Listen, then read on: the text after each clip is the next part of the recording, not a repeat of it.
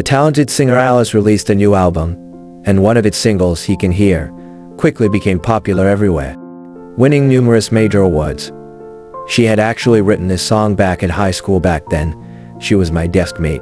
When she sang the last line, she reached out and pulled off my hearing aid, so I didn't get to hear it. It wasn't until years later that I finally heard the ending of the lyrics. I like you. Right after Alice's concert ended, more than a dozen topics about her blew up on the trending searches. Her popularity was as high as ever. Especially the song she performed as the finale that night, which had swept all the music awards this year, awakening countless people's memories of their first love during their youth. I opened the fan support group. I stayed quiet inside while messages in the group were piling up with over 99 notifications every minute. Many of the members had just come from Alice's concert, both boys and girls, so excited that they could only send praise in the group. It was hard to imagine how spectacular the stage was lived. Suddenly, someone tagged me, "Group leader, didn't you go to Alice's concert?" I had been her fan ever since she debuted a few years ago, and I was the one who set up this group in the first place. Everyone knew how much I liked her, but I couldn't go because I didn't manage to get a concert ticket. Maybe it was fate. Soon the group moved on to talking about other things. One member said, "I feel like I don't have a brother minus and minus law anymore."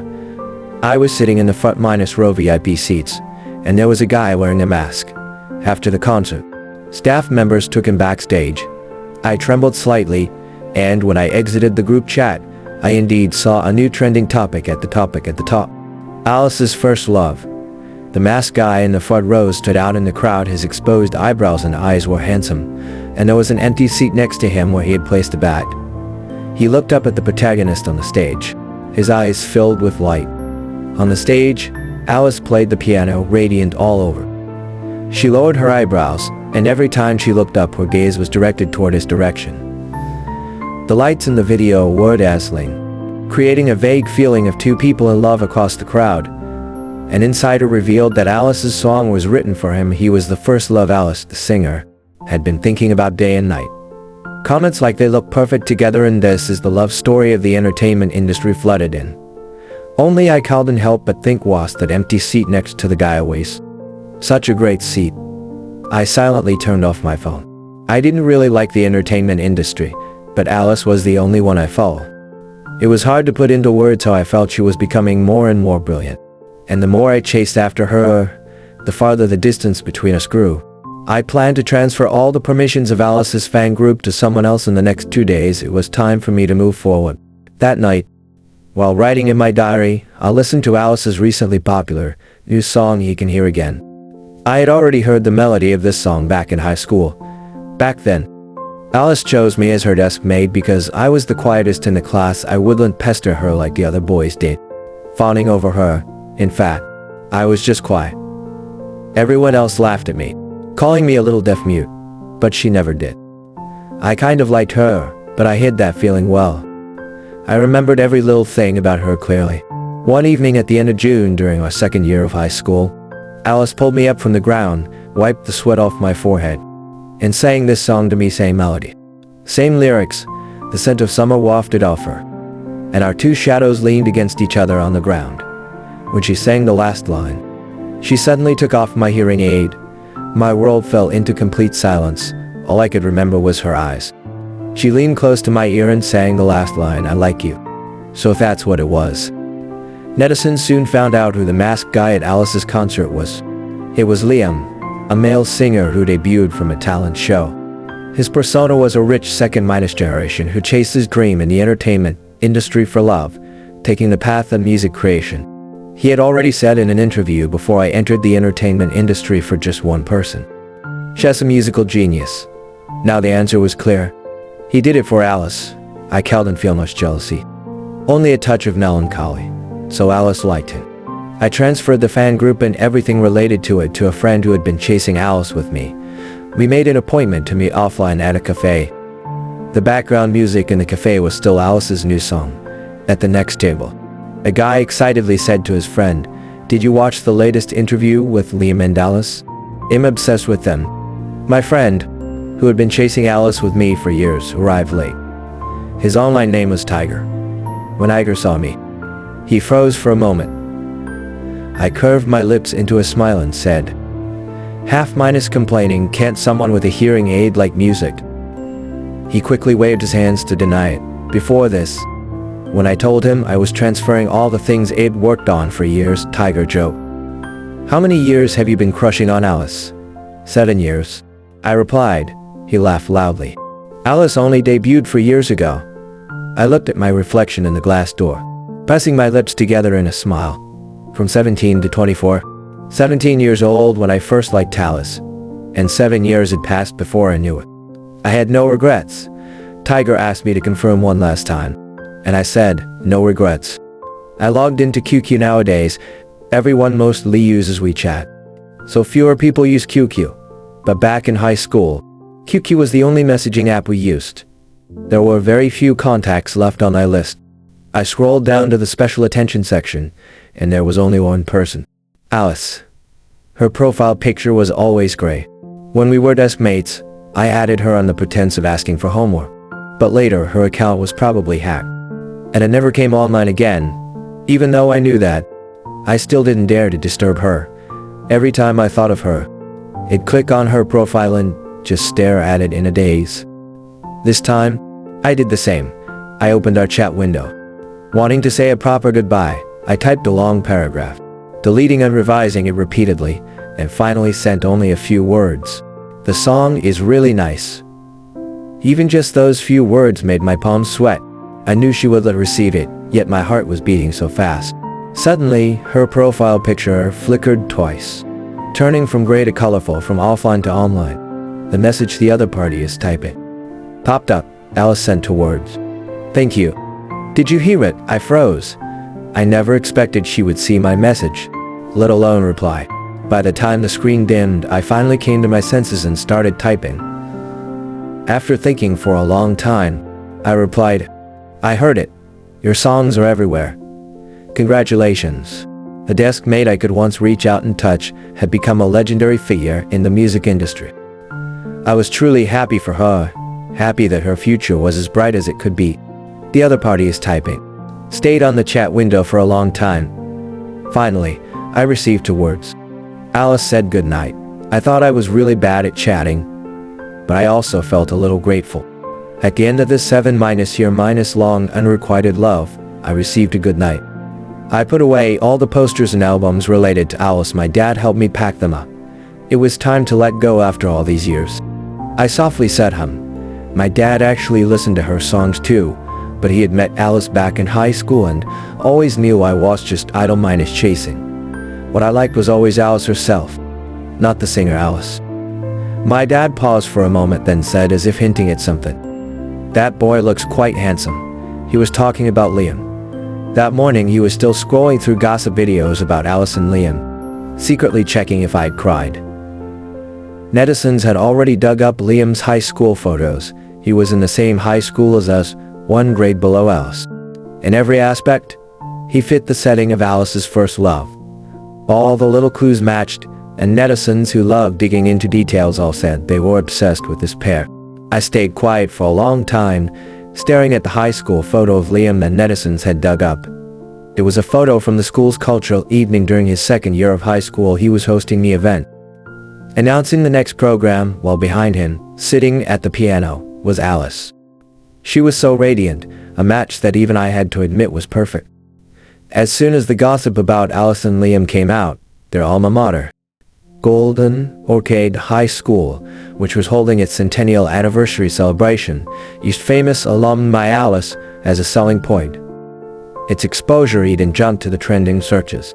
The school had sent invitation letters to all former alumni, including me. I didn't have much nostalgia for that school. The only thing that made me want to look back and linger was her Alice. But this time, I had to go back to the anniversary celebration because Alice would be there too. I needed to take this chance to meet her and return everything I owed her. My dad took out an iron box from his bedside cabinet and carefully pulled out a passbook. My dad and I didn't earn much, so saving up the money in this passbook wasn't easy. The amount inside was roughly equal to the price of the hearing aid Alice had bought for me back then. It was just right to return it to her at the anniversary celebration. And it wouldn't take up much of her time. I held the passbook, my mind wandering. I was going to see Alice soon. But I never expected that on the day of Golden Orchid High School's centennial anniversary, I would barely even get through the door. Reporters with cameras and microphones were camped out at the school gate, and there were police officers maintaining order at the intersection. Every returning alumni had to go through strict checks for fear of letting in paparazzi or crazy fans. I didn't pass the check because I hadn't received my invitation letter yet. I pulled out a pile of student IDs from my bag, even ready to call my former homeroom teacher who had already retired to prove my identity. I was talking until my throat was dry when the security guard glanced at the hearing aid in my ear with a hint of disdain. Suddenly, his eyes lit up. I thought he was finally going to let me in, but instead, he pushed me aside and turned to greet someone else. I almost fell over, and the clicking sound of cameras around me erupted. Someone who didn't know the situation would have thought it was a celebrity walking the red carpet. But when I stood steady and turned around, I realized it was a celebrity. Liam was surrounded by several bodyguards. His face had been all over the trending searches these days, so the security guard recognized him immediately. He didn't even need to show an invitation letter, the guard just made way for him. I lowered my eyes and quietly waited for the group to pass. But Liam stopped when he walked past me. I looked up in confusion. His gaze lingered on my ear for a moment, then shifted to my eyes.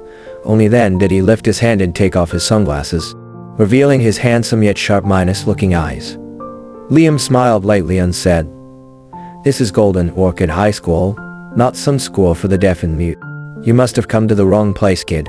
I was stunned, my face burning red. The security guard laughed and patted his chest, promising, "Young Master Liam, don't worry. Our security work is top-notch. We'll never let any messy people in." I had faced this kind of prejudice more than once, but this time, it was especially embarrassing, almost making me unable to stand. But I called it refuted. I could only lower my head. However, I saw a black car stop behind Liam. The black car windows slowly rolled down, revealing a cold, noble face. I never thought our reunion with Alice would happen under such circumstances, least of all when I was in such an awkward predicament. I quickly lowered my head, but it was too late. "Ethan," Alice called my name, her voice soft. That was her first sentence. Fans in the distance had already spotted her. The flash of cameras alternated in the daytime, like a celebration of a grand reunion. "Long time no see, little deskmate." That was her second sentence. Little deskmate. Later, when I thought back to my high school days, I could barely remember those derogatory nicknames like little deaf mute. All I remember was how, every time Alice woke up from a nap, there would be a red mark on her cheek. And she would ask me in a hoarse voice, "Little deskmate, what time is it?" Alice was very popular, but she was quiet, so quiet that she didn't seem unsociable. As long as she leaned back in her chair, twirled her pen, and smiled softly, a crowd of people would gather around her. I was different. I was quiet and isolated. The hearing aid I used back then was the cheapest one, not suitable for my hearing condition. I often immersed myself in my own silent, dead world. At first, people were interested in talking to me, but after a while, they grew impatient. Probably getting bored after sitting next to me for so long, patiently repeated to me over and over, "Little deskmate, it's time to hand in homework. Little deskmate, can you help me? Little deskmate, did you hear me? Little deskmate." My deskmate, Alice. She was no longer within arm's reach, sitting to my left. Now she stood on the stage, tall and straight. When Alice, as an outstanding alumni, went up to give a speech, I still couldn't quite snap back to reality while sitting in the audience, my hand still holding her coat. Actually, I should have reminded her, "Child, you shouldn't walk away with another guy in front of the person you like." The way Alice had glanced at Liam just now even made me feel scared. The security guard who had stopped me earlier had turned pale the moment Alice called my name. Alice had gotten out of the car herself to verify my identity as an alumni and brought me into the school. Now, Liam was sitting behind me, and I truly felt the meaning of the phrase feeling like thorns on my back. I looked up, quietly watching Alice on the stage. She hadn't changed much, only become a little more restrained. Her double eyelids looked the most charming when she lowered her eyes while playing the guitar. When she finished reading the last sentence on her speech draft, I gently clapped along with everyone else. I really cherished moments like this. I didn't know if I would ever have another chance like this again. Suddenly, Alice looked over at me from the podium and curved her lips into a smile. During the QA session for current students, Alice answered several questions from the students, and the atmosphere was warm. Finally, a boy around 16 or 17 with messy short hair stood up and asked with a smile, "Senior Alice, is it true what they're saying online, that you had a white moon-like first love in high school?" The whole audience held their breath. Alice's eyes were calm as she replied, "It's true." Everyone's gaze shifted to Liam, but for some reason, his smile looked a little pale. The boy, excited, pressed on. "Is he here right now?" Alice was silent for a moment. Her ears turned red. Her voice was soft but firm. "Yes, he is." The screams of the high school students almost shook the roof. I reached out to press my chest, feeling a little absurd. For a moment, my heart suddenly felt hot. The QA session was over, but an uninvited guest stood up. He was a student, and no one handed him a microphone, but he had a loud voice. He shouted at Alice, who was about to step down from the stage. "Famous singer. Big star. Do you remember Mia?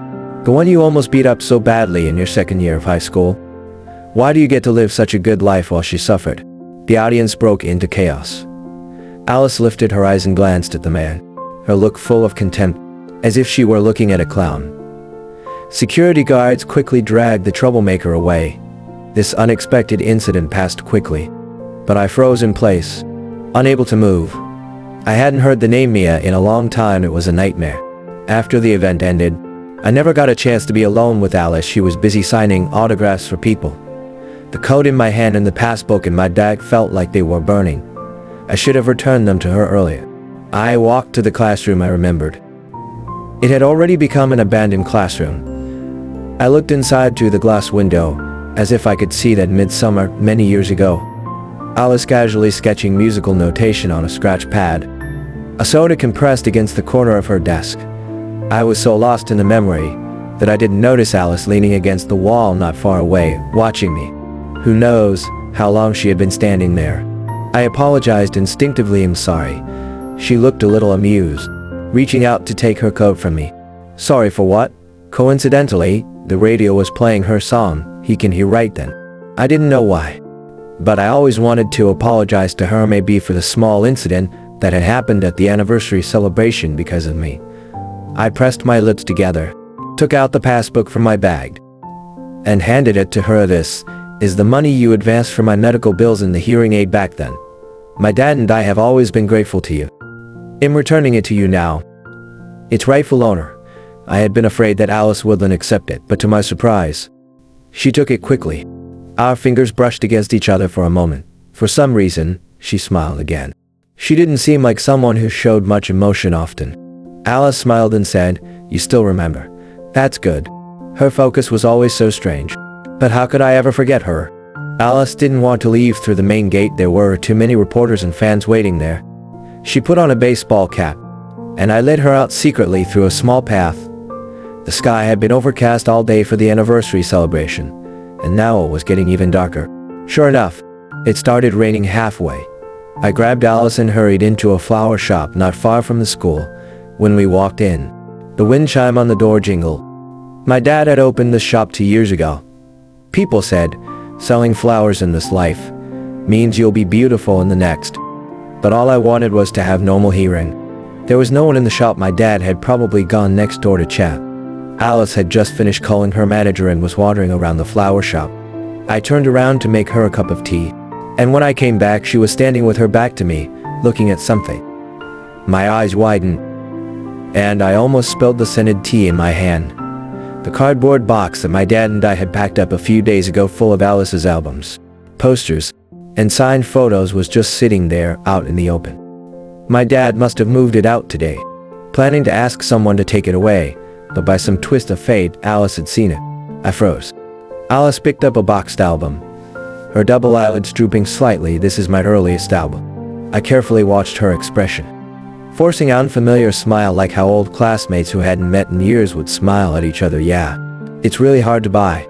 Everyone likes you, right? I collected all this stuff over a long time. I've listened to every one of your songs, every album of yours." I almost said "I like you," but I swallowed the last few words. I lowered my eyes, paused for a moment, then smiled, my voice dry and helpless. Alice, I'm your biggest fan. There were many people who liked Alice, the talented singer. But I was different. I only liked her. Alice turned around and said softly, but you never came to any of my concert. The rain outside stopped, and the wind chime jingled again. After Alice left, Tiger, my friend who had chased Alice with me, sent me a message telling me about the recent situation in the fan group. People in the group had started to dislike Liam, the so-minus called Brother Minus and Minus Law. After he gained popularity by riding on Alice's fame, he quickly took several big Minus brand endorsements. He came off as too utilitarian. Tiger also told me a lot of other gossip in the group. As I listened, I suddenly typed a message. Tiger, actually, Alice and I were deskmates in high school. She even asked me why I never went to any of her concerts. There was no response from the other side. After a while, a bunch of ahaha messages came in. He probably thought it was a funny joke. I also smiled and lowered my eyes. My name and Alice's name put together had always been something that would surprise people. I quietly pushed down the absurd thought in my heart. The conversation from the QA session at the anniversary celebration, someone at the scene had recorded it and posted it online. The youthful student asked, "Is it true that you had a white moonlight first love in high school? Senior Alice?" She answered, "Yes." "Is he here right now?" She was silent for a moment, then said yes. Alice had always been known for being cold in the industry. She rarely showed strong emotion. And it was even harder to see her smile or get excited, let alone the way her ears turned red in this video. It was something never seen before. Liam was also in the corner of the video, and the popularity of the two of them soared to the top of the trending list. Liam posted a "Weibo, I heard it." It directly corresponded to the title of Alice's song, with a strong hint. This was the first time he had personally stepped forward to confirm their relationship, implicitly admitting that he was Alice's white moonlight first love. CP fans were as happy as if it were Chinese New Year, obsessing over the pair. However, Liam had been making too many moves lately, taking scripts and endorsements one after another.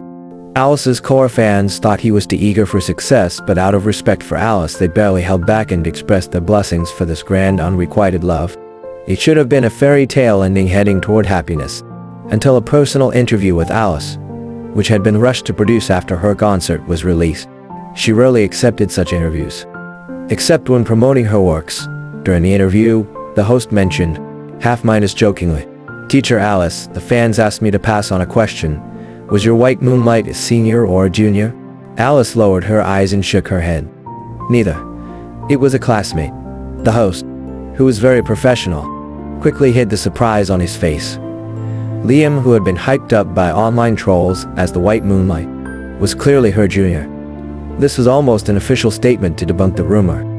At the end of the interview, the host asked, "This song will definitely become the theme song of countless people's youth in the future. Why did you choose this title?"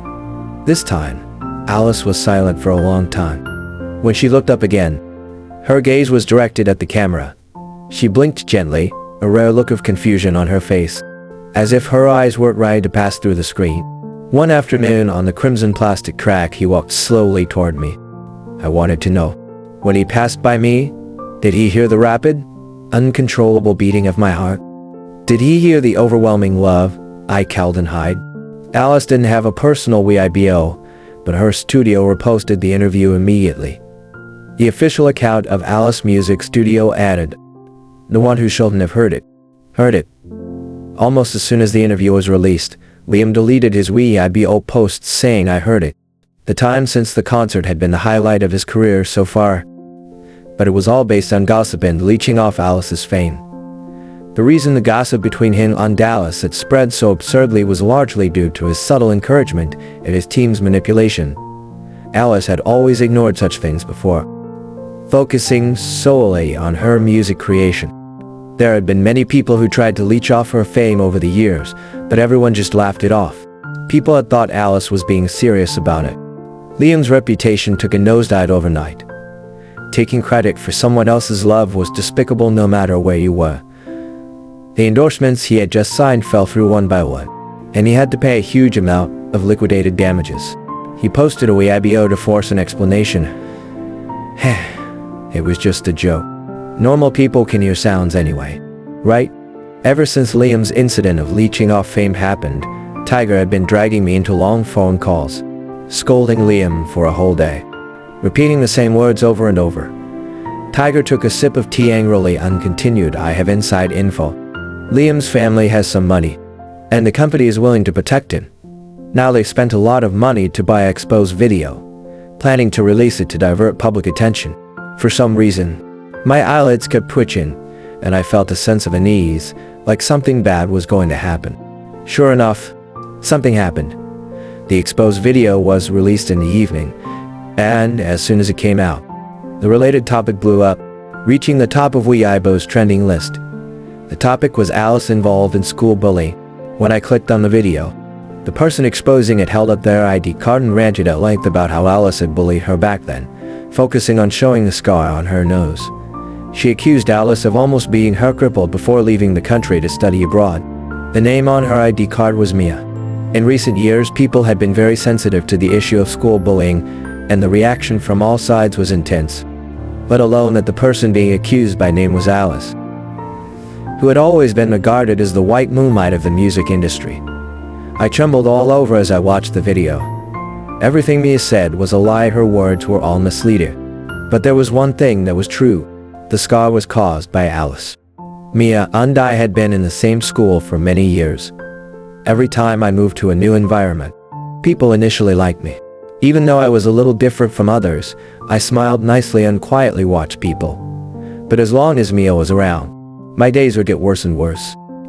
In elementary school, she grabbed my tattered school bag, looking triumphant, and threw small stones at my head, inciting everyone to attack the deaf monster. She chased after me, calling me Little Deaf IE. Later, when she found out I didn't even cry out loud when I cried, she started calling me Little Mute. Relying on her family's money, she ran amok in school, taking the lead in isolating me. It only got better in high school because I met Alice. I was lucky because I was quiet enough. I became her deskmate.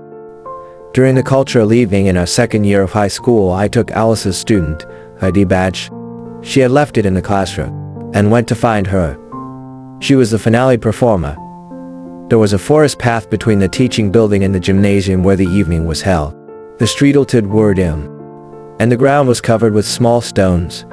That night, Mia stopped me. Several of her followers were with her, holding a DSLR camera, probably thinking they were being romantic. She said she had realized she kind of liked me and wanted to be with me.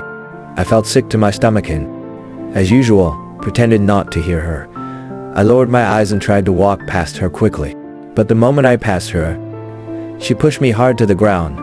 My head hit the stones and my ears immediately started buzzing. One of my hearing aids flew out, and Mia stepped on it. That was the best hearing aid my dad could afford, saving every penny just so we could get by. The person holding the camera laughed out loud. I recognized him. He had been following Mia since elementary school. He said, "Sister Mia, you haven't cut his belt in years." This time was different. Mia didn't cut it through my clothes. In the distance, the gymnasium was brightly lit, and the evening party had already been going on for a long time. I cowed and struggled. I was like a fish stuck on the shore. Suddenly, a flashlight beam shone from far away. Mia and the others scattered like rats afraid of the light. The person walked up to me, and the moonlight filtered through the trees. It was Alice. I stretched out my hand. In my palm was a shiny student ID badge. Her eyes were calm. Alice helped me straighten my clothes, pulled me up from the ground, and walked me home. I saw our shadows on the path, leaning against each other. We had never been so close before, but my shadow was trembling. I said, "The evening party isn't over yet. I can go home by myself. You still have your performance." Alice's voice was soft. "It's okay. That song wasn't meant for them anyway." I only had one hearing aid on, so all the sounds in my world came from her. But the hearing aid was of poor quality, so her words were always staccato, and I couldn't make out the whole meaning. But her singing came through. Her voice was a little hoarse, and the melody was incredibly beautiful. Every time I was with her, I felt like crying. In the quiet night, she suddenly took off my hearing aid and sang the last line of the song into my ear. It wasn't until years later that I found out the title of that song was "He Can Hear," and it ended with "I Like You." After Alice walked me home that night, she went back to school alone. The hands that played the piano were just as powerful when she hit someone. Mia and her followers never came back to school again, and Alice was sent abroad by her family to study, probably because the two families had reached a private settlement. After that night, I never saw Alice again. Before she left, she sent me a package. A brand new hearing aid that was comfortable to wear and made sounds clear, plus a DSLR memory card. My third year of high school at Golden Orchid High School was long and dull. Without Mia and the others harassing me, I had several deskmates in a row, but no one ever called me little deskmate again. I always felt like something was missing. It wasn't until graduation day that I realized the most important thing in my youth was gone. Until one day I heard Alice's album playing on the street. I was lying to her. I had always been her biggest fan. When I listened to her songs, I often felt like she was always by my side, never leaving. But I never expected that Maya's incident would be dug up again now. Even though she had turned black and white, lied to her teeth, and had an ugly heart, there were still many people who believed her. After the school bullying incident broke out, Alice's reputation hit its lowest point since her debut. Tiger, as a member of her fan club, was so anxious he was running around in circles, cursing Liam and his shameless company.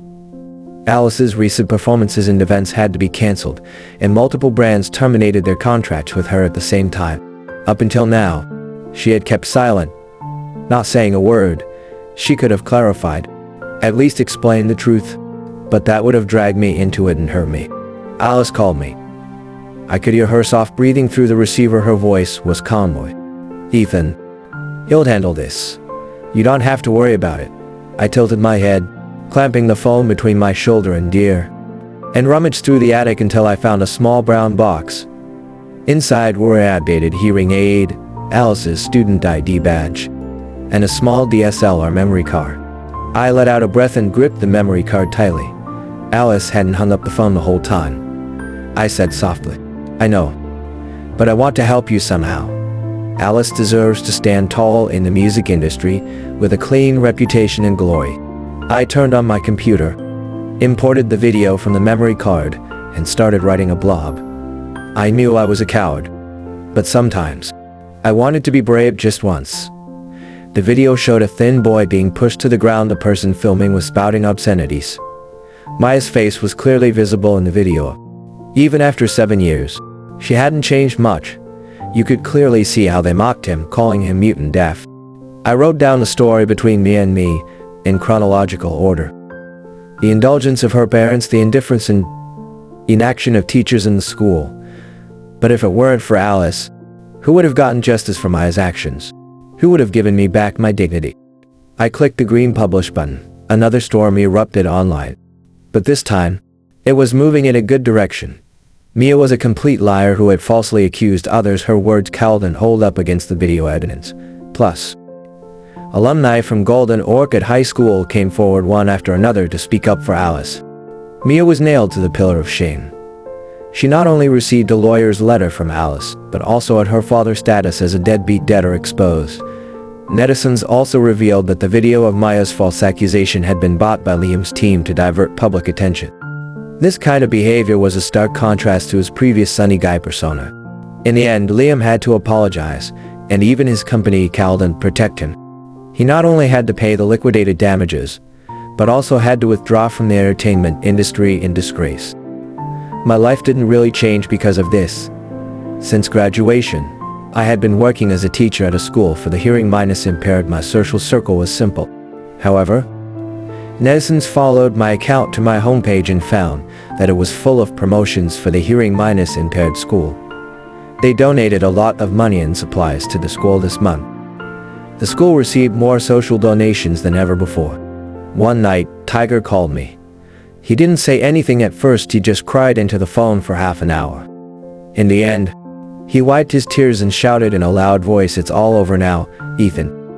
Go forward bravely. Little deskmate, go forward bravely." I went to work as usual, teaching the kids at school. They were all well-behaved, not noisy at all. One afternoon, the class was watching TV, and it happened to be playing Alice's music video.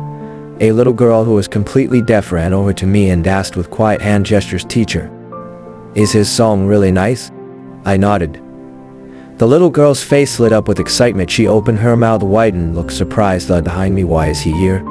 I turned around and saw someone outside the colored glass window, propping their chin and looking at me through the window, just like a long time ago when we were both 17. He tapped on the window, looking at me with lowered double eyelids. The kids all turned around to look at him, then at me. The classroom was filled with cheers and laughter for the first time.